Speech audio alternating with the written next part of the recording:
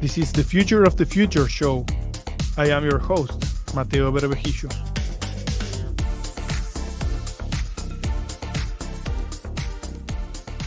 Today's episode is about marketing and AI. My guest is Victoria Olsina, a global marketing strategist, SEO expert, and award-winning stand-up comedian.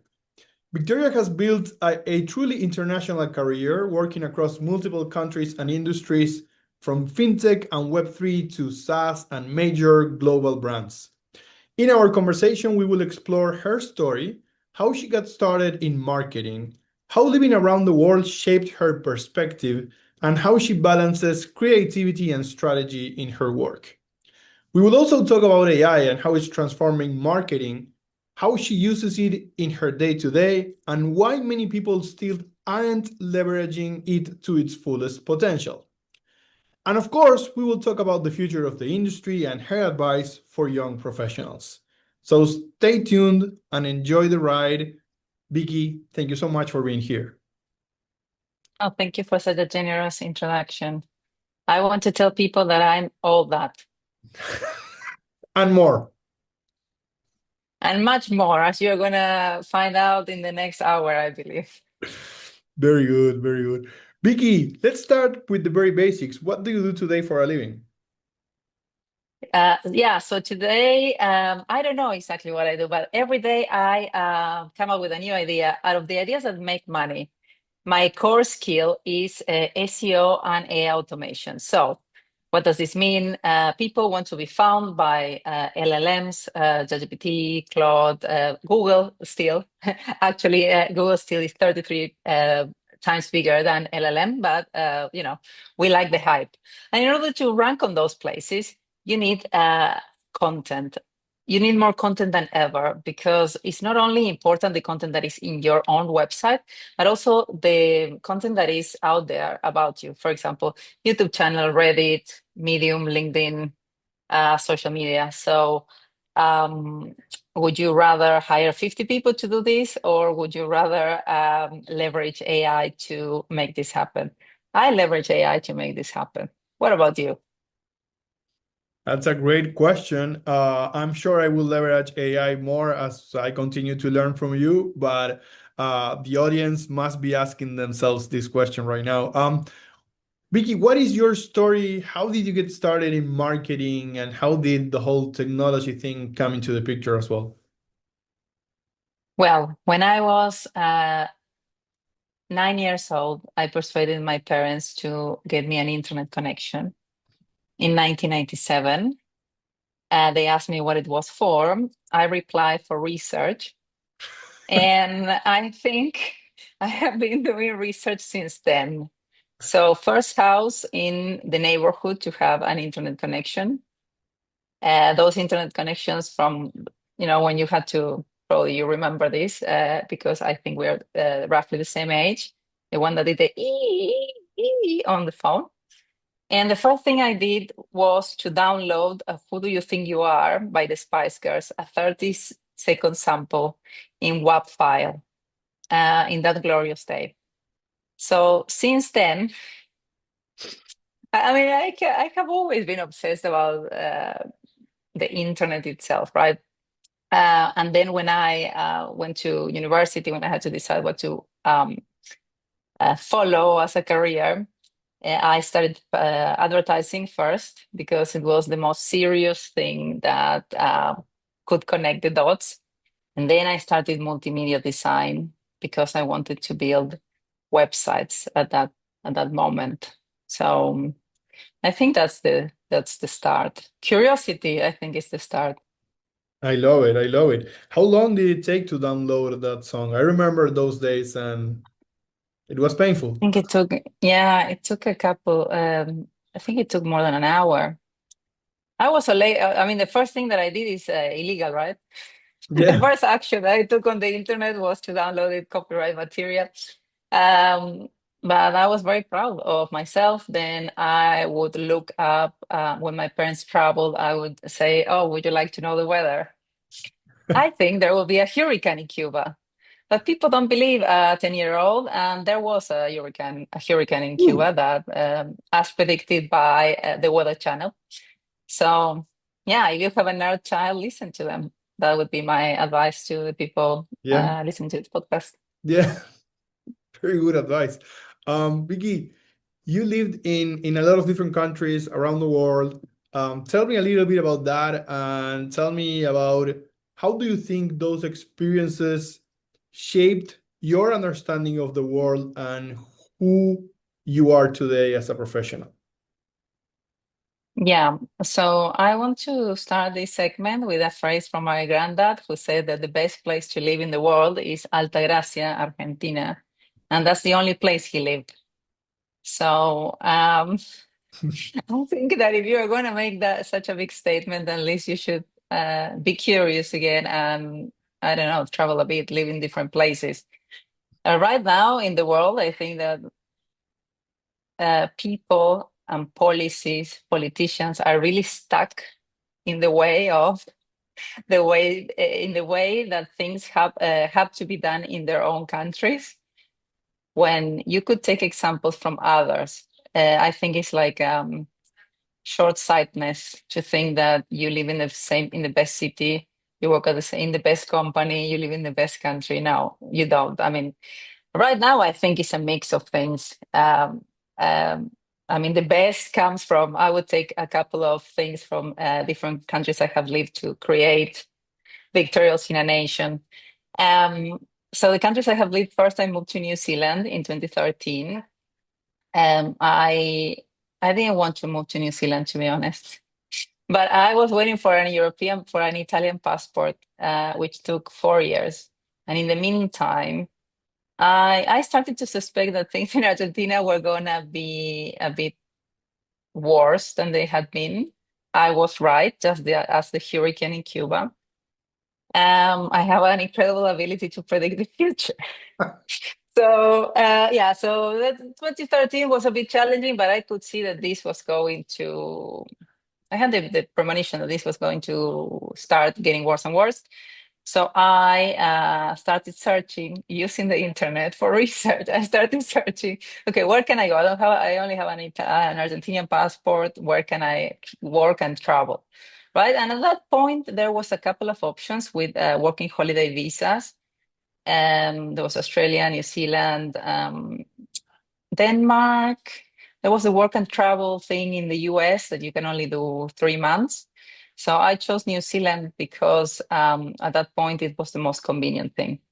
And I got it. So that gives you a year of, let's say, freedom, whether you want to work or not, and you can work in any position. A lot of people do agricultural work in New Zealand, a lot of young people. And I'm not qualified to pick up anything from the ground. I'm more of a sit me in front of a computer and I will achieve things. Give me any practical task that requires motion, mobility, coordination, and I'm going to fail. So naturally, I said, I'm going to trick the system again. I'm going to pretend that I'm going to do these jobs. I mean, the visa is for those jobs, for unskilled jobs, for picking up fruit and stuff like that.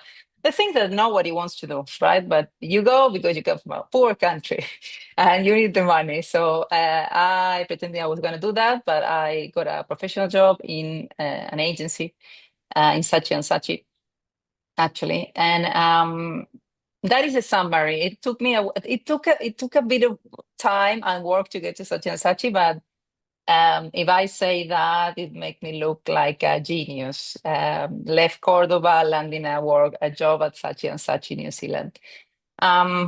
So from there, I got the passport eventually,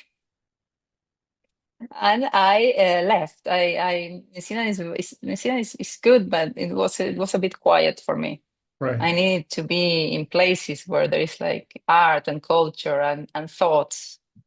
And so I went to London, and I have been living in London for 9 years already. Wow. What do you like the most about London? I think that London has every possibility. You have probably it's the most multinational city I have lived in. Obviously, there's immigration everywhere, but in London, you have such a variety of people of different nationalities, races. I don't know, people that think different to you, and I think that London. If you go, if you take the tube in London, you're gonna see a gay couple next to a Muslim woman wearing a hijab, and next to a Jewish person with a kippah, and that everybody gets along or has to share that ride in the most civil way. Yeah. And it makes me believe that there is hope for humanity to just get along, which is something that right now is a message that is failing a bit, particularly, it sells more to, hate sells more than cohesion, that's social cohesion. But I think that London is the closest to that, to say, okay, we're all different people and we have a shared city, we have to get along. We're not here to change each other. And I think that's wonderful. I think that London makes me believe in that. I love it, and it reminds me the first time I went to the US. I went to New York, and I was in the subway. Same feeling, right? Hearing all the different languages, feeling that energy, that thing that happens with so many cultures, like, being close to each other, and that exchange and the energy that creates. It changed a lot of my perspective of the world, and but I didn't live in New York. I was just visiting as a tourist, right? So I can only imagine what it was for you, living the whole experience and being there for so many years. So thank you for sharing that. It's amazing. Let's talk a little bit about AI and marketing. How is AI impacting marketing, the industry today? Well, it's funny that you ask. I was doing a bit of keyword research this morning, and the main question associated to AI and marketing is, will AI replace marketers? Right. I think that AI will replace a lot of things, and it's just not just marketers. Um, so, everybody talks about AI. Everybody apparently knows how to use AI because they open ChatGPT and they put a lot of, and they type a lot of things, and they continue feed that chat, and they feel that they know. Um, a lot of marketers do that. I have found very few marketers that actually are building tools with AI, or the most basic tools such as custom GPTs, custom bots, automations. And this is how I started as well. I started building custom GPTs, again, driven by curiosity. Can I do this? Will I break something? And no, I didn't break anything. I created several tools, my own tools, that I started using for my clients in my agency, and then I started selling those tools to clients. So first, as a pain point, most of my clients are in Web3, crypto, blockchain. It's very hard to find writers specialized in this field. And generally, to write about something, you have to know about that topic. So maybe my first question was, okay, it's impossible to find these people. They're all employed, and they charge a lot of money, and rightfully so. But is there a way I can, I don't want to say replace, but I'm going to say replace because I cannot think about any other word. Is there any way I can replace a human writer that knows a lot about crypto? And the answer is yes, I can do that. I can create a sort of a clone or an avatar that will write 80 to 90% like you. Obviously, I have to train it on your output. On, let's say that you are a content writer and you mainly write blog posts, technical documentation. If I sample your content, I can do that in between 1 and 2 hours. So yeah, that can be done. And also, because I'm an SEO expert, or that was my core skill before AI, the the main pain points were the pain points associated to my work, right? So generally, for SEO, you need keyword research. We need to find the keyword, the most suitable keyword for a product, service, blog post. Then we need to structure that page doing semantic SEO or NLP optimization, meaning that from the top 10 results that are ranking for that keyword, let's say Bitcoin loans, because I have a client that does Bitcoin loans, I need to see what are they doing those top 10 results. And that will tell me what are the keywords I need to include in the title, meta description, headings, FAQs, and the body of the content. Then after that, I have to take this content brief to my writer, right? And the writer writes, and that is like the three. That's a bit of research, probably, if they don't know about the topic, and then they write in their own style and talking from the point of view of the brand. That is editorial process, right? And that can be automated 100%, not only with custom GPTs. Custom GPTs assist you, right? They don't automate end to end. But the way that I build these tools is first, when I have a process, I build custom GPTs for each segment of the process. And then I take those modules and put them in N8N or make.com, which are low-code tools or no-code tools, however you want to call them. And yeah, you can automate from a spreadsheet. This is the keyword. This is my angle, country, language. Go do these 30 articles, these 30 landing pages. And it's pretty good. It's pretty efficient. It still needs, obviously, some human oversight, but you cannot compare how long it will take you to write a 2,000 word article comparing smart contracts in Ethereum versus smart contracts in Bitcoin or wrap Bitcoin to, human as a human. And with these tools, this takes 5 minutes. The whole process takes 5 minutes. And it's give you the link in your Google Doc, and then you go and you review. So there is always, let me rephrase. Is there always a human in the loop? Is there a human in the loop only in a percentage of cases? Do you get to a certain degree of confidence where you go like, yeah, no, we've done this day, after day, over a month. Let's just let this run on its own. How does that work? Yeah, so most clients prefer a human in the loop. These are enterprise clients. But the automation that I built for myself now, I don't have a human in the loop. I don't have time to check. If I repurpose a video, I do videos on YouTube.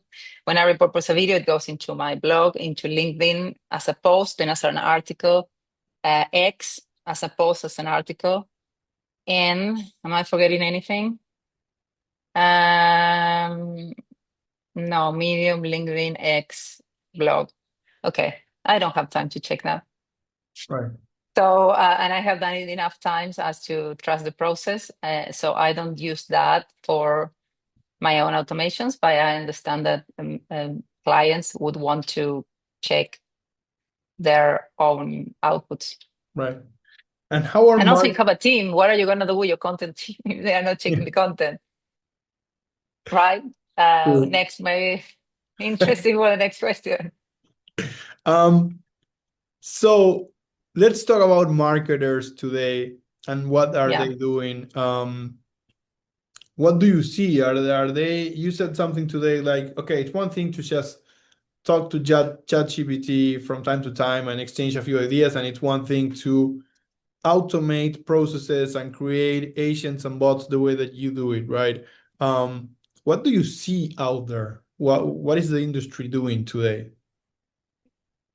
I think that there is, let's say, a 10% or a 5% of the industries that are using this hardcore and that are going to be not one step, but 1,000 steps ahead, right? Because I started doing this 3 years ago.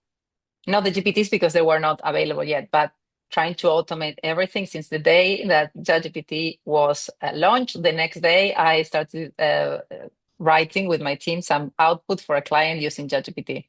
Right. Was it tested? Was it the safe thing to do? No, but we did it. And those pages are still ranking first. For example, a crypto lawyer in the UK, it oscillates between position 1 and 3rd.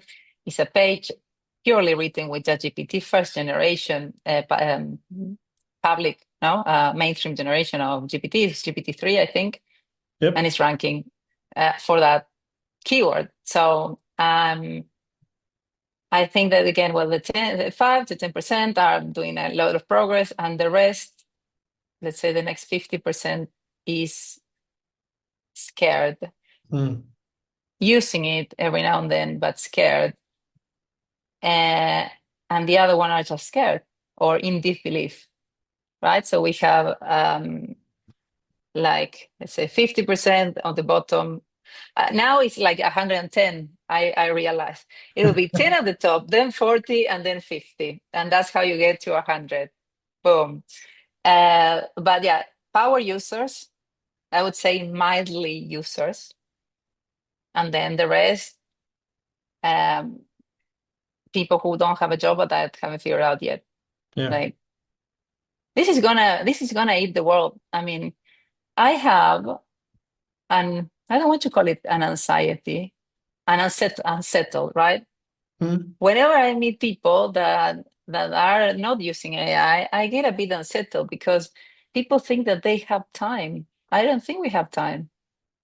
And I'm gonna make for example, I'm gonna make an example. I have a friend who is a musician and has signed with a label. I think it's Universal, a couple of months ago, and obviously the label requires that you release a couple of singles every quarter, every year, whatever. And my friend was saying that to produce a single start to end, it takes like 3 months. Yeah. And I said, have you tried using AI? And said, no, AI is rubbish. Is well. And I said, okay, I'm not a musician, but I have used Suno AI, and I can show you what can I do. So we started making this joke because my girlfriend is learning Spanish. She's from Slovakia, and she asked me the other day, do you have the contrañesa instead of contraseña? Right? And we started, and we found, it's like saying word pass instead of password, right? Something. Yeah, it was. We found it really funny, and we started joking about contrañesa. And said, okay, I'm gonna take this word, and I'm gonna do a song about contrañesa. I'm gonna tell ChatGPT to write it. We're gonna do a background story. Let's say that you were in a co-working in Palermo, and you, I don't know, find this foreigner. It says contrañesa. That is the start of the story, and then you fell in love, and something happens, right? So that is the background story, and we're gonna do it in 3 style. Fabiana Cantilo, Miranda. Fabiana Cantilo is a rock singer from Argentina. Miranda is a pop band from Argentina. And we have Shakira in her album, Spanish album, ¿Dónde están los ladrones? 3 styles. Cool, we pick one, then we take it to Suno. And in 20 minutes, we have something that could be played on the radio. We have something that is outstanding. Now, I think that if you're a musician and you see that, you have to go into your computer, into your laptop, and release a single per day, because there will be somebody else that if you don't do it, somebody else will, right? Now you could, if you release a single per day, in 30 days, you have 30 songs. In a year, you have 365. Your production will be higher than anyone else, or you're going to be in that top or 5%. But most people don't do that. Most people say, oh, what a cool experiment. Goodbye. It's like somebody else will do it. So I don't see that people have enough curiosity on things. I mean, I did it because I said it's a cool experiment. I know nothing about music. Right. I know nothing. I don't play any instruments. I don't sing, nothing.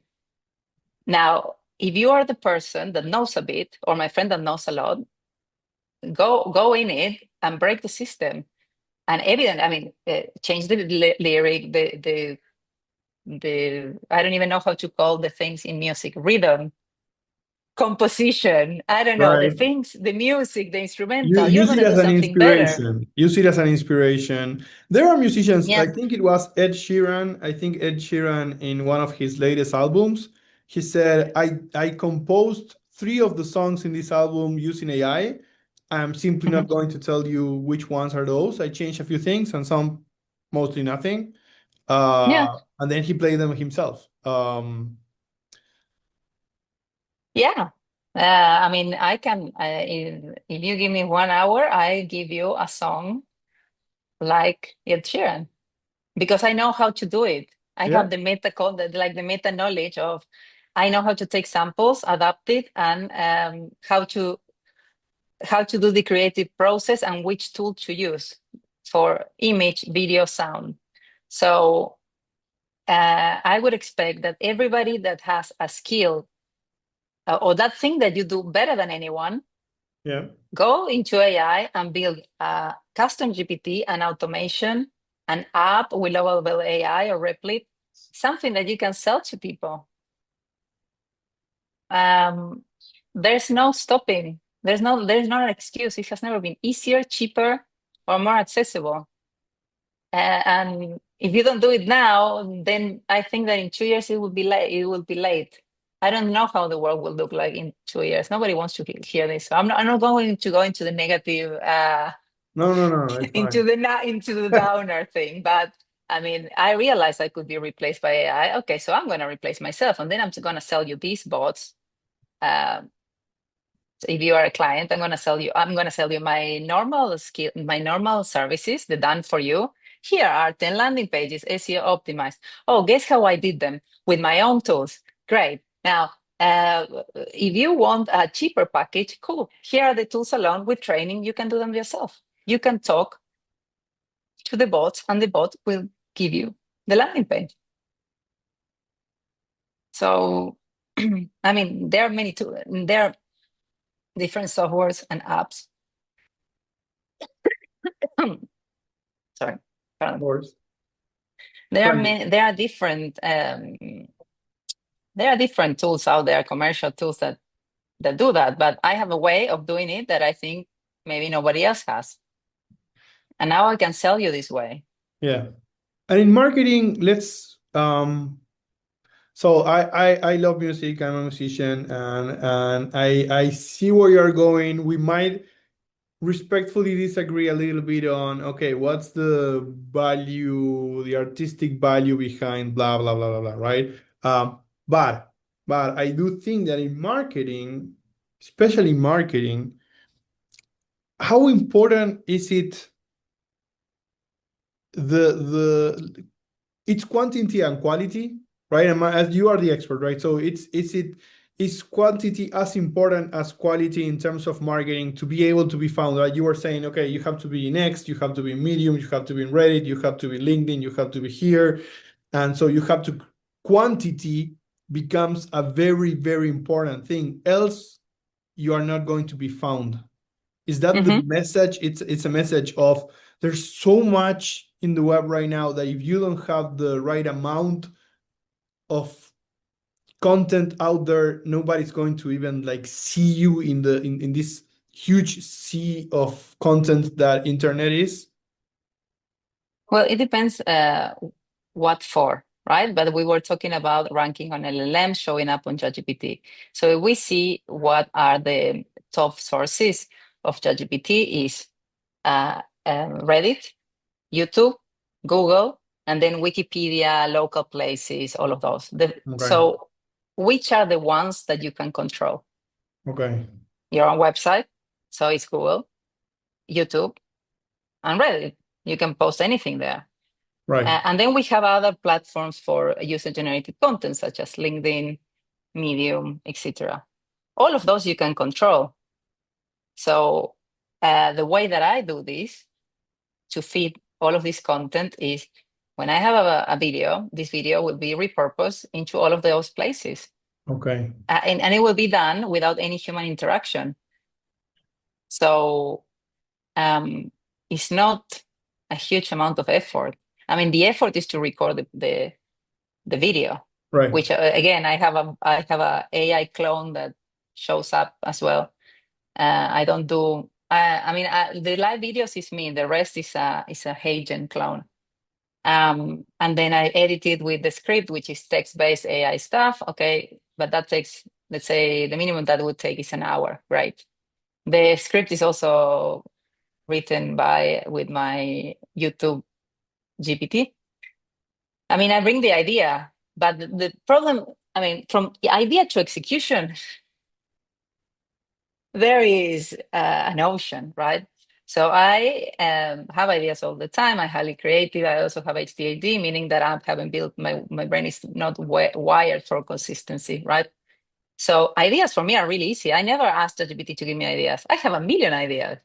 Right. Now, how to ideas are about formatting, or social media and content is about formatting in marketing, right? We don't write for a blog post in the same way that we write for X or for LinkedIn. We have to be like really Compost. corporate.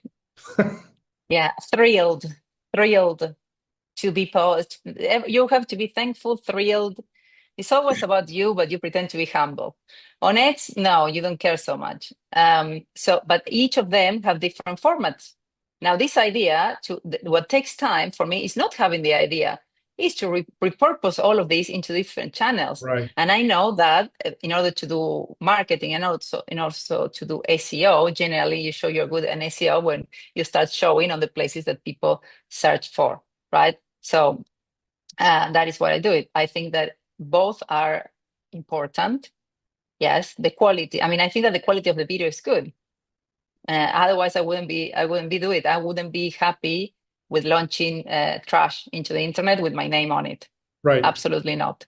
Right. So, and the prompts of each of these channels, I believe that they are a passing grade, right? They are readable, and they have some of the flavor in how I speak and how I write.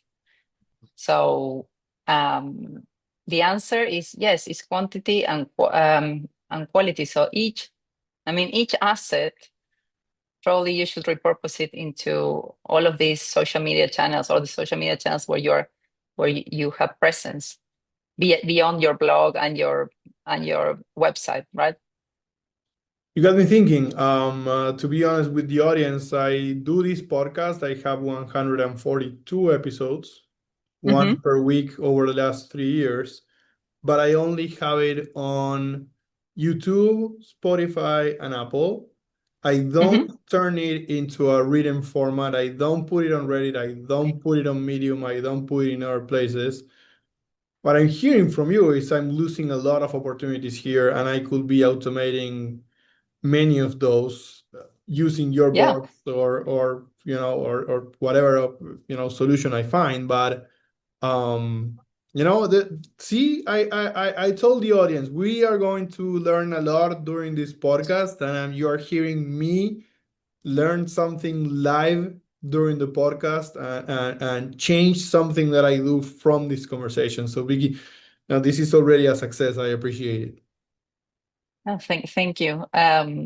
Also, I mean, you don't need a lot of human input for this. That is the thing that changes everything. Um, you don't need you don't need money, or the money that you need is insignificant to make Right. some APIs work. Make.com, the first 1,000 actions per month are free. In order to use custom GPTs, you only need the $20 license from ChatGPT, and there we are cooking. Like so for endless content. And this is fast. I mean, this is faster. The problem is that this is faster and better than people. I'm just gonna say, this Yeah. is faster and better than people. Or maybe I feel it's faster and better than people. I always say that if you are capable, reliable, and motivated, you're not gonna be replaced by AI. Yeah, how many people you know like that? Eh, Well, okay. Is that 10% or less? Um, 20. Let's call it 20. Let's call it 20. Okay, let's say Let's be 20%. optimistic. Let's be optimistic and say 20. Okay. I think that you're giving a lot of bonus. I like a lot of. Okay, you're being very generous, but it's fine. 20%. Yeah, What are the other people doing? nothing. I don't know. And well, you have your own company now. I don't know if you have worked for other companies in the past, but you have floaters, people that cannot be let go because they have been 20 years in the company. Therefore, it would be very expensive for the company to fire them. I work in financial services for the biggest bank in the UK. If you start at a bank when you are 18 and you start, I don't know, as a cashier, at some point they will, it doesn't matter what happens, you will go up. It doesn't matter if you're good, it doesn't matter if you're the skills, you will go up. Some point you end up being important and or having influence and power with your decisions. I don't mind that. Of course, people should lead, but what I don't like so much is bad leaders or leaders that are not capable or cannot comprehend a marketing strategy or things that they should be able to. So I feel that a lot of those, a lot of medium level managers, the talkers, because obviously in a company you have to talk. You have to be like the other people. You have to be relatable. The other people have to like you. You have to do the talk, and that's it. But I think that model is gone. It's probably one of the biggest changes when we talk about, I think when we talk about white collar job apocalypse, I think it's the type of white collar job that is not needed, the one that is just the bench warmers, right? Yeah, Those are gone. exactly. Those are gone for sure. Those times are. Um, I think when I hear some of the, conversations like white collar job apocalypse as a whole, stretching it too far, maybe we don't know yet. Like you said, right? That's your thing. We don't know how things are going to be in 2 years, but we don't want to Yeah. go there. I want to change gears just a little bit as a creative. How does your experience in other arts, like comedy stand-up, influence your Hmm. work in marketing, or vice versa? Or just tell me the story about how you won an award in comedy and stand-up, which I think it's amazing, and I want to hear that story from you. Mateo, I won 2 awards. Two You didn't awards. do. Ah, I know. Actually, I won one, and then I was second in a competition. ah. So I won LGBTQ New Comedian of the Year in 2022 in the UK. And then the following year, I was runner-up in Funny Women, which is also quite an important stand-up competition. So I started doing stand-up when um, I was working in that bank, and I was really different from people. Um, it's not a bad thing to be different, but I felt really I didn't fit in at all. It was like the establishment of British financial services. I have just arrived to the UK. It was my first job in London. And I couldn't understand that nobody did anything, right? And nobody did anything at any moment. It's like, okay, and I was a contractor, so I was paying a lot of money, or the most I have been paid ever, to be warming up a chair. Is that a bad thing? Well, it depends to which places your mind goes. So I cannot be like wasting time. I have to occupy my mind in something. So two important things that I discovered there was cryptocurrencies, which then led me to a journey in Web3, crypto. But this is before, right? This is before I got my first job in crypto. It was a job in banking. I was the SEO manager, SEO and acquisition manager of a very big bank in the UK. And at the same time, I started doing comedy because always when you are a foreigner, when you are an immigrant, you're gonna notice things that people that are from there will not notice. That is your perspective, Mm. right? And I found at that time, or still today, I found British culture very, very different from Argentinian culture. So, and comedy is also an unthreatening way of saying things, Yeah. right? Because in comedy you can say anything and people say, "Oh, it's a joke." Blah blah blah. Yeah, it's a joke. And so yeah, I think that bank was the beginning of everything, right? And well, I did a stand-up course and then I started gigging. And well, at some point I won an award, a pretty important award. I was also the face of culture of The Guardian, which is a big, uh, really famous newspaper in the UK. And comedy, I like making people laugh. I have always liked people making people laugh, and think, both of the things. Like ideally you think and you laugh, but I have given you like a new perspective on things, which I think is important. I mean, if you're the other, right? What does the other mean? Um, well, evidently there are different degrees of otherness, right? You can be immigrant, you can be a woman in financial services, therefore minorities. Is the layers of otherness. So, woman in financial services, immigrant. I'm also a lesbian. I won the lottery of otherness. I'm neurodiverse. So yeah, I just want to talk about the perspective that I have on different things that maybe the more mainstream people will not have. So comedy is that.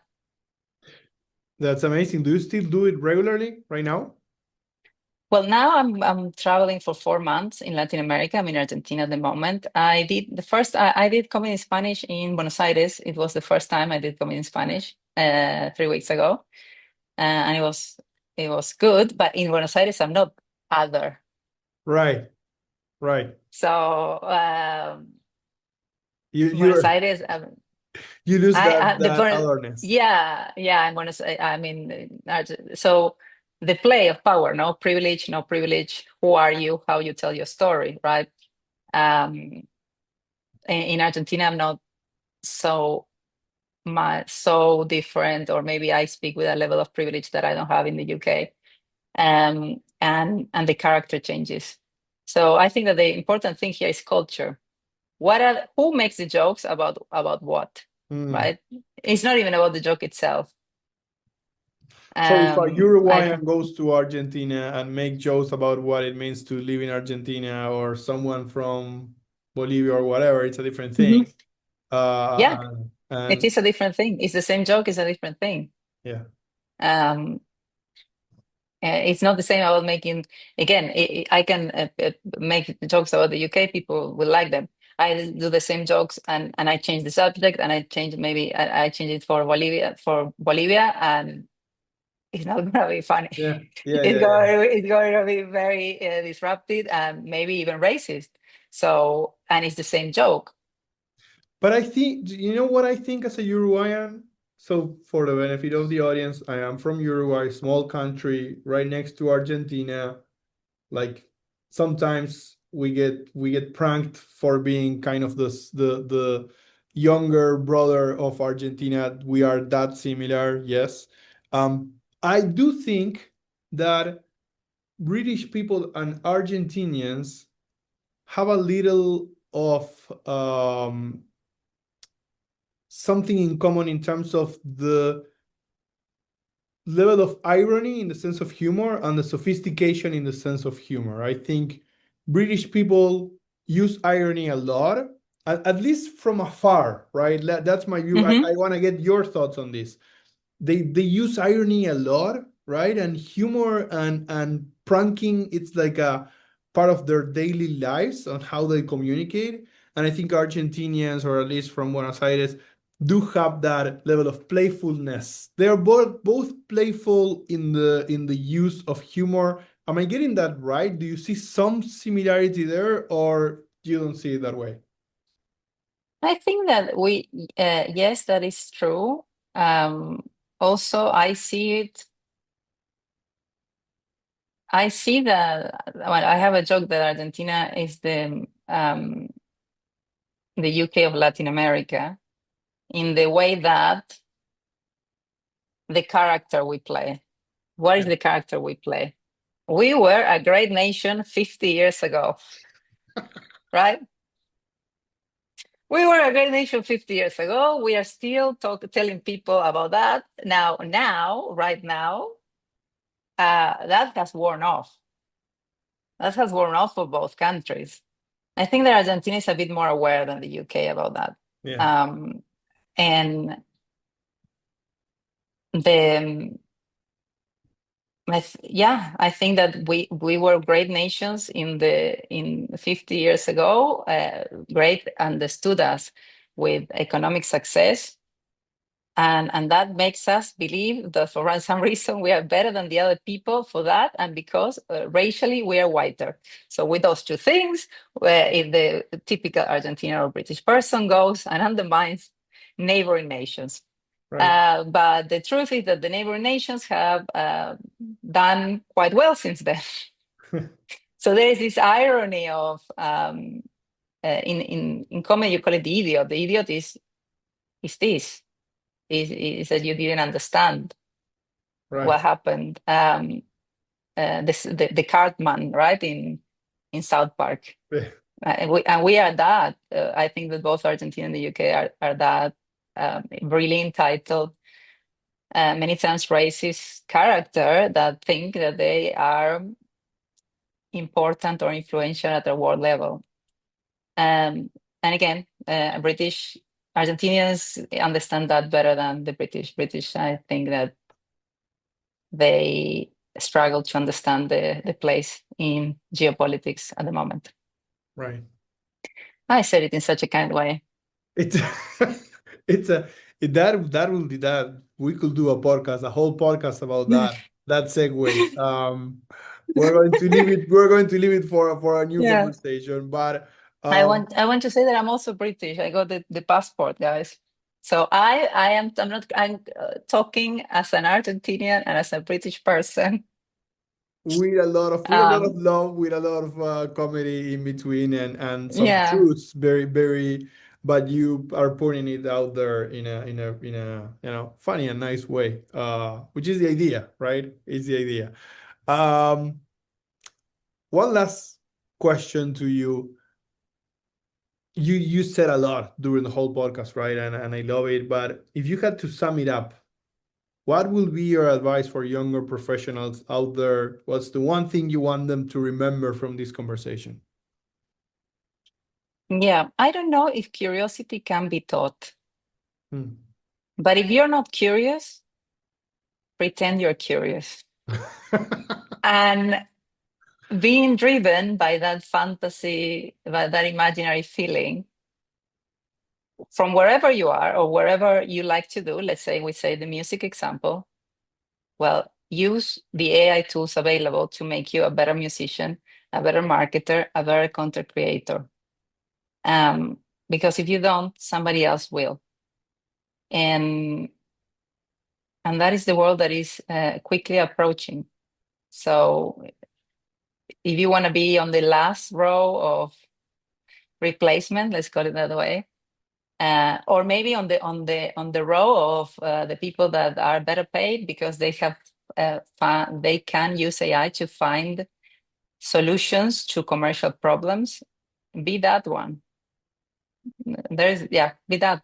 Have curiosity, find the pain points within your um, industry or hobby or area of expertise. Automate with AI, create something out of that, and monetize it. Sell it to people. I love it. And my mind was going back to that little kid, the researcher that got internet connection from her parents because she wanted to do more research. And she was finding out about that hurricane in Cuba before anyone else. And so that curiosity, when you're speaking about curiosity and that lovely story that you shared, Yeah, yeah, yeah. Get some of that in your life. Vicky, thank you so much. This was a beautiful conversation. I appreciate you taking the time. I know that you are super busy. I've seen you in action there in Buenos Aires. I've seen a lot of talks that you have been doing, and I know that it's always a busy day for you. So I appreciate it, and I hope that we stay in touch and we can get to do this again in the future sometime. No, thank you, Mateo. Thank you for the opportunity to talk in your podcast. If people want to follow me, I'm everywhere. Victoria Olsina, Olsina, for those ones who live in the US and the UK. But I'm on YouTube, Instagram, Twitter, Medium. I have a blog. You will find me. Thank you for listening to what I had to say today.